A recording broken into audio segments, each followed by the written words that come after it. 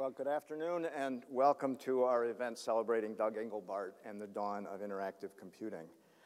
I want to take just a moment to thank our many sponsors. First of all, our host sponsor, MediaX here at Stanford, who also made this wonderful hall available. Our premier sponsor, Logitech. It's not an IQ question to figure out their relationship to the honoree today. Sponsors IBM and the Doug Engelbart Institute, and media sponsors the Churchill Club and the Computer History Museum. Our event today will run until about 5:15, and there will be a 20-minute break at about 3 o'clock. If you leave the auditorium, please be sure to take your little ticket stub with you, because that will be your ticket to get back in again. So Alan Kay has famously said the best way to predict the future is to invent it. But Doug and his team really went one step further. They predicted the future by demonstrating it. Doug educated, infected, and changed a lot of minds that ultimately made his demo the future of today's reality.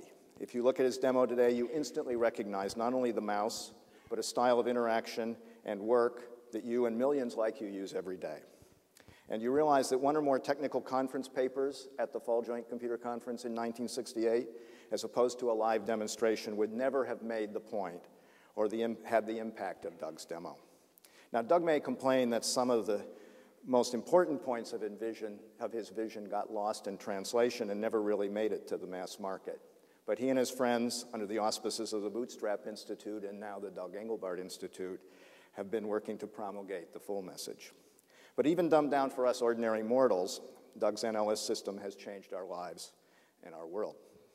Now, in order to really appreciate what you're about to see this afternoon, you'll have to try to cast your mind back and remember what the world was like 40 years ago.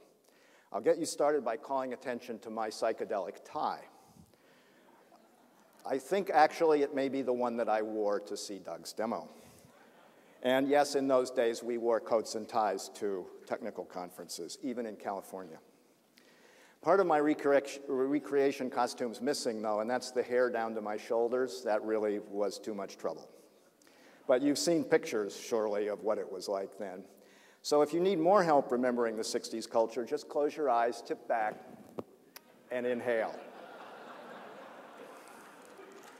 But even more important than remembering the 60s culture is to remember what computers and computing were like then. Almost all computers were mainframes, doing batch processing. Very few expensive computers with displays were just emerging to run interactive computer-aided design applications. And there were a very few personal computers. I actually had the great fortune to be able to use one. It filled a room, cost $500,000, and I had exclusive access to it. I wrote interactive programs, much like you might see today, using a keyboard, a pen, a stylus, a graphics display, but I could use it for less than an hour every day because 23 other people thought it was their personal computer too. Not exactly what we mean by personal computing today. Computer applications were also very different from what we see today.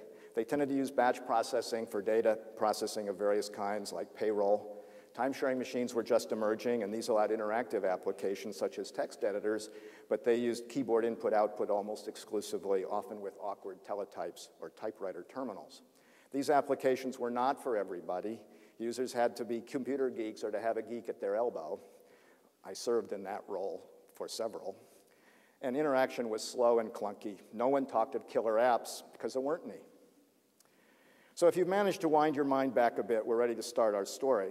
It's my pleasure now to introduce Chuck House, who is Executive Director of MediaX at Stanford, represents our host sponsor for today's event.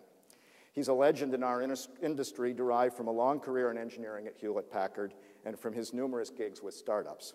He's also a great friend of the Computer History Museum. Please welcome Chuck.